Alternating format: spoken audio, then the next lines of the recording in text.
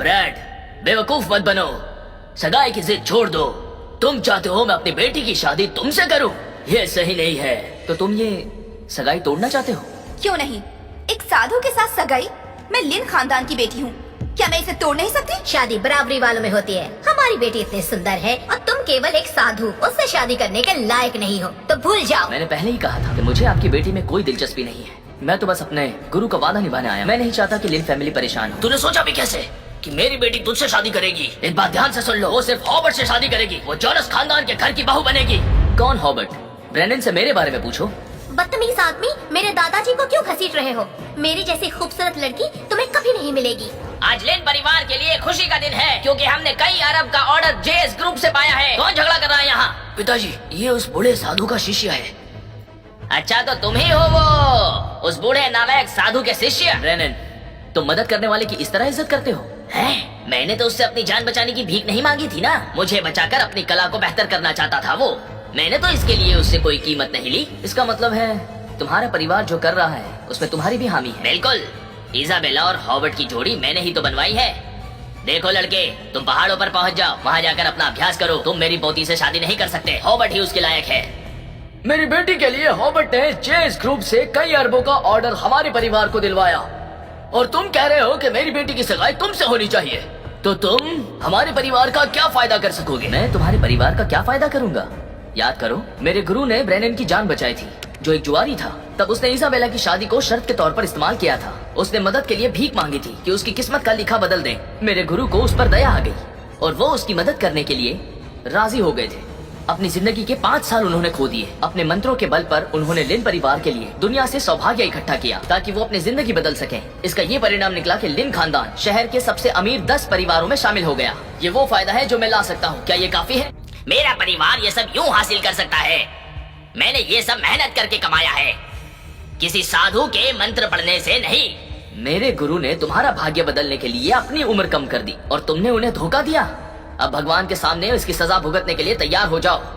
कैसी सजा? जब शादी का ये कॉन्ट्रैक्ट साइन हुआ था, तब मेरे गुरु ने भगवान से तुम्हारे लिए प्रार्थना की थी, तभी तुम्हारे पास आज इतना पैसा है।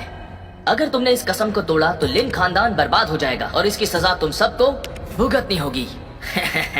क्या मजाक है? भगवान से प्रार्थना की? जहाँ तक मुझे पता है, इस दुनिया में ग्रेट माउंटेन का गुरु ही ऐसी करामाती चीजें कर सकता है। तुम्हारा गुरु तो नहीं कर सकता। क्या तुम ये कहना चाहते हो कि तुम्हारा गुरु ही ग्रेट माउंटेन का गुरु है? बिल्कुल, उनका नाम फ्रेडरिक है।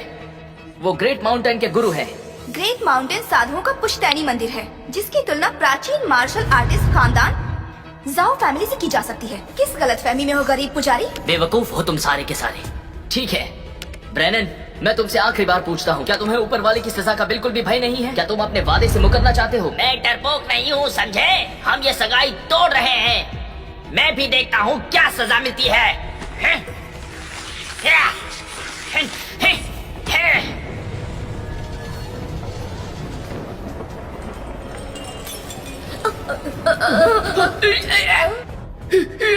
असंभव, धूप में बिजली कड़क रही है। बारिश जैसा तो मौसम था ही, बिजली कड़कना तो आम बात है।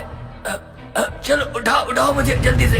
ये तो बस सजा के शुरुआती लक्षण है। तू 2 टके के पुजारी, मेरे परिवार को श्राप देने की तेरी जुर्रत कैसे हुई? सिक्योरिटी, इसे यहाँ से ले जाओ। हाँ। इसे मार दो। क्या? पापा, क्या हो गया? हमारी कंपनी के 3 कार्गो शिप समुद्र में डूब गए। इसके वजह से मार्केट में हमारी वैल्यू घटकर 2/3 ही रह गई है। हमारा परिवार अब दिवालिया होने की कगार पर आ गया है। ऐसा क्यों हो रहा है? लिन परिवार धोखेबाज है। ऊपर वाले ने भी अब तुम्हारा साथ देना छोड़ दिया है। दिवालिया होना तो अभी शुरुआत है, इसके बाद मौत नाचेगी। यहाँ पर ऐसी बकवास मत करो। मेरी फैमिली। पिताजी, दादाजी, दादाजी, पिताजी, क्या हुआ? पिताजी, क्या हुआ? मुझे कुछ महसूस नहीं हो रहा। जाओ जाकर व्हीलचेयर लाओ। अरे ये क्या हो गया? इनके मुंह से खून निकल रहा है। क्या सच में हमें श्राप लग गया? घबराओ मत, कम से कम हमारे पास अभी भी इस ग्रुप का अरबों का ऑर्डर है। जब तक ये हमारे पास है तब तक कुछ भी हो जाए हम टूट नहीं सकते हैं। ख्याली पुलाव पकाना बंद करो। तुम ये जान लो, चेस ग्रुप का अब ऑर्डर नहीं रहा। मैं जो कहता हूँ वही होता है। ये कौन बड़बोला है?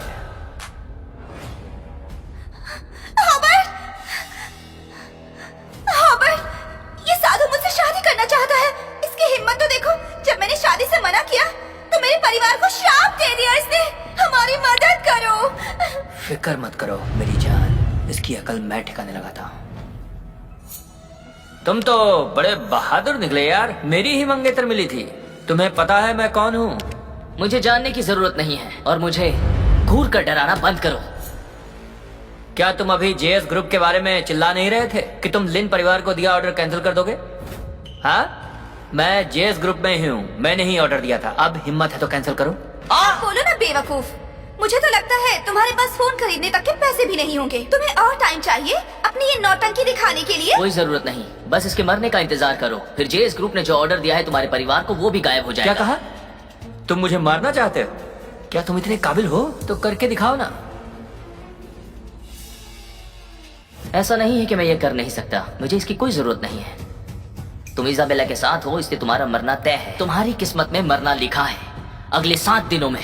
तेरी तो, तूने मेरे बारे में बकवास की, मैं तुझे यहीं पर मार दूंगा। घुटने टेको। हाँ